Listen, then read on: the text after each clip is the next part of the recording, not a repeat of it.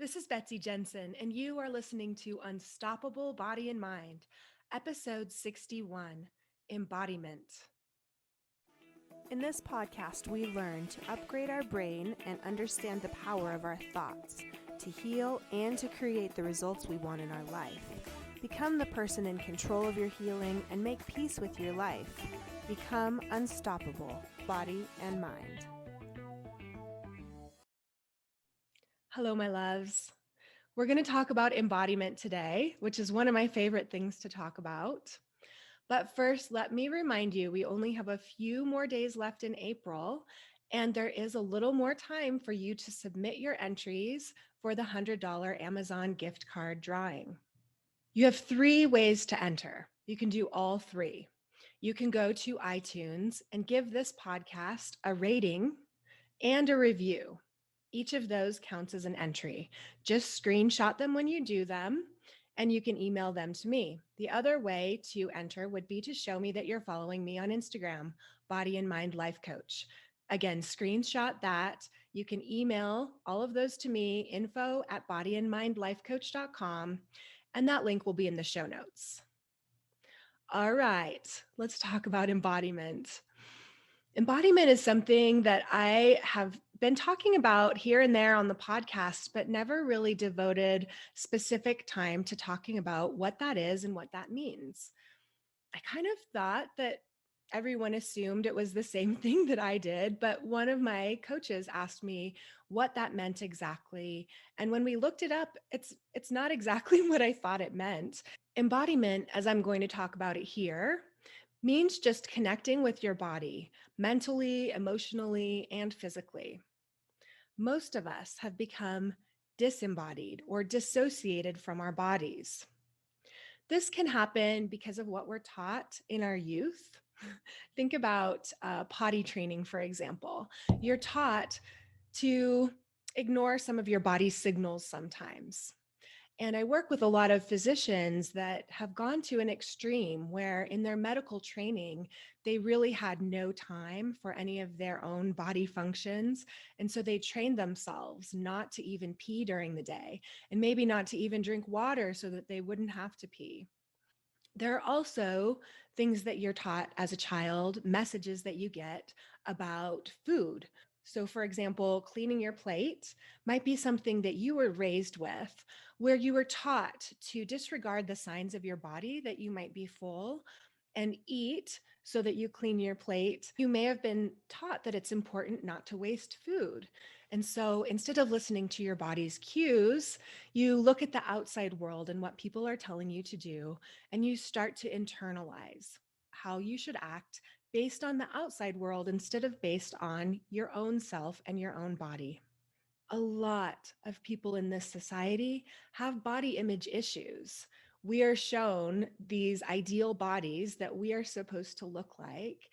And for many people, especially women, but men too, these ideals can really cause us to dissociate from our bodies, to dislike our bodies, to maybe even hate our bodies. And sometimes we're just so uncomfortable with ourselves and our own bodies that we really disconnect even further from any of the signs our bodies may give us. So if you recognize that you have some dissociation from your body, that you're mainly in your head all of the time, that you're ignoring your body, or you're perseverating about the bad parts of your body, then how do you become more embodied? Embodiment is a lot like mindfulness. It's about being aware what's going on in the present moment. So if you find that you're thinking about the future or you're thinking about the past, you're not in the present moment. So as you're noticing your thoughts, you could even label them future or past. And if they're thoughts about the future or the past, you can let them go. They're not going to help you with focusing in on your body. As I talk a lot about in the podcast, starting by noticing what thoughts you have, what emotions they create, and how the emotions feel in your body can be a great first step of awareness. Remember, up to 95% of our thoughts are subconscious. They're just patterns that our brain has formed habits around, and they just run without us even knowing. So don't be frustrated if initially this process is not as easy as you think it should be. This is a process of curiosity and compassion. There's no finish line that you have to get to where you become a perfectly embodied person. It's just a little step each day in that direction that can take you there. Tuning in to yourself each day more and more frequently can help you become more embodied so you can listen to your own body signals and your own intuition. If you're having difficulty with thinking and thinking and thinking, not being able to get out of your head, one way to tune into your body is through your breath. You can start to notice where you feel the breath in your body the most. So for me, I usually focus on my nose. That's where I feel it enter and leave my body. But sometimes I'll even focus on taking very deep breaths, expanding all the way down into my stomach and intestines and down to my pelvis with that air, and really feeling the expansion of the air. And as I focus on the air and the breath, then I'm not able to focus on the thoughts and the worry and the other things in my life. So your brain can only focus on one thing at a time.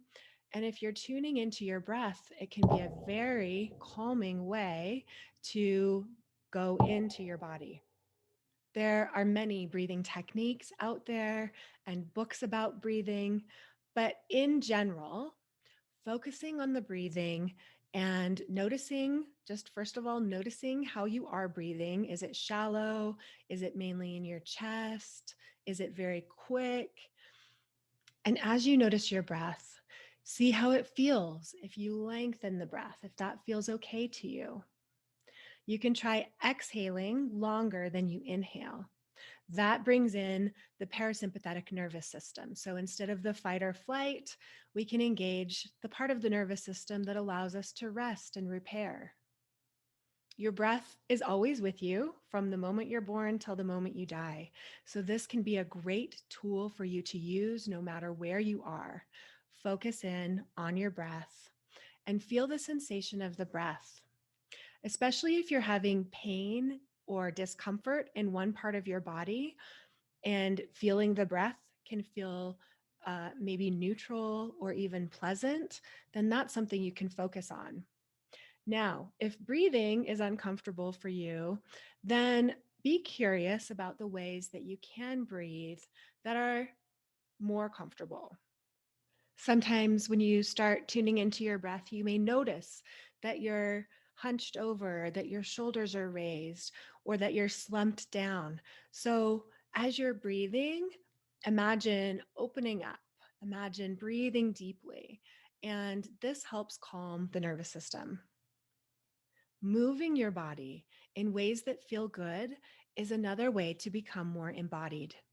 Now, not everyone is going to be able to go out for a walk or a run or do Pilates, do those higher level movements. But what I'm talking about here is just moving your body in ways that are pleasing.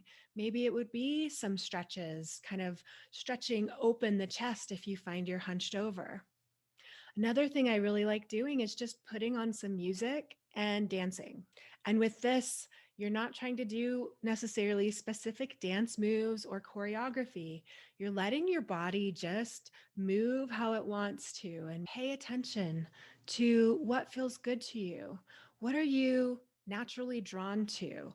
What instinctually does your body want to do?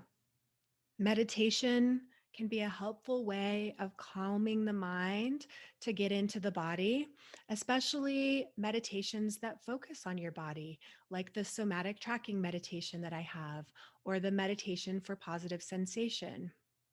Sometimes a guided meditation can be a little easier to get into than complete silence sitting on a mat for 30 minutes. It doesn't have to look a certain way. The whole point is to calm the chatter of your mind and tune in more with your body. The last thing I want to suggest for you to start working on embodiment is to give yourself lots and lots of chances throughout the day to listen in to what's going on. You could set your timer for 15 minutes on your phone, and every 15 minutes, check in with yourself. What are you thinking? What emotions are you feeling? How is your body feeling? This can be a difficult skill if you haven't gotten used to realizing what you're thinking and how you're feeling. Like right now, what are you feeling in your body? What's your energy level? What emotions do you have? What are you thinking? All of these kind of questions can be asked throughout the day. I also like to ask myself a lot of yes or no questions and give my body a chance to answer. There are different ways of muscle testing. I have some videos on Instagram about it that I can link up, where you close your eyes and stand and either sway forward or back when you ask yourself a question, depending on what basically your subconscious or your inner voice or your body is telling you. So often for me throughout the day, I give myself a lot of times to check in with myself and ask and see what I respond with my body and then act on it. So I may be deciding what to eat, and I'll ask myself, does this sound good? And I'll either get a yes or a no. Or I may be deciding which shampoo to use that day. Or I may write a text to someone and then ask myself before I send it, should I send it like this? Or should I change it? So again, just the more you're checking back in with your body, you're giving yourself those opportunities to actually listen to what's there. And the more that you're able to respond when you do get those messages from your body, then that further builds that trust and connection that you have with yourself. Now I've gotten to the point where I don't have to stand up and close my eyes and sway back and forth. I can start to feel a yes or a no within my own body when I just think about a question and ask myself that. But it has taken me some time to distinguish what is my actual intuition versus what are some sensations I'm feeling in my body because of other emotions. This happened to me with going on a date. So I went on a date with someone, and about halfway through was just not feeling it. It was a no for me as far as a second date. But I am a people pleaser generally. I'm more comfortable with not making people mad. And so, even though I knew for me it was a no, there was a lot of discomfort actually telling that person no and walking away and getting in my car. I really felt horrible, almost sick. But I knew that that was just my fear, my discomfort, worry about what someone else was thinking. But when I really tuned into myself, I knew what the answer was. And so it made that decision easier. It didn't eliminate all of the other emotions that I have from being a human, but I'm developing that inner compass that I can really trust. And so it really helps with making decisions. The more you can become embodied and start to use your intuition and make these decisions from a whole body knowing rather than just from the mind. Some of the systems in society promote disembodiment, things like sexism or racism or inequality, things like the medical system, where you're basically told that you don't know what's going on with yourself, someone else knows better, and you put all of your trust into someone else. Now, I'm not saying there's not a place for the medical system, don't get me wrong, but the pendulum has swung so far in the direction of giving the authority of yourself to someone else that I think it's really helpful to start to become embodied for ourselves so that we know for ourselves what's going on. All right, you guys, I want you to look this week for times that you can check in more with yourself.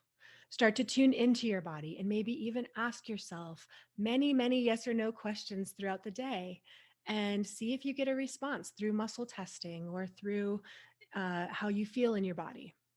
If you have chronic pain or disease, this is your path to freedom. The only way out is through. It's not from fighting what's going on with your body, hating your body, and dissociating more. It's through going into your body, going into the sensations, noticing what's there, and starting to see where you have power to change. Okay, my loves, have a great week. Bye. Thank you so much for listening. I hope you learned a little bit about your brain today that helps you in your life like it helped me. Please be sure and subscribe and leave a review. And of course, be sure and share this podcast with someone you know that wants an unstoppable body and mind.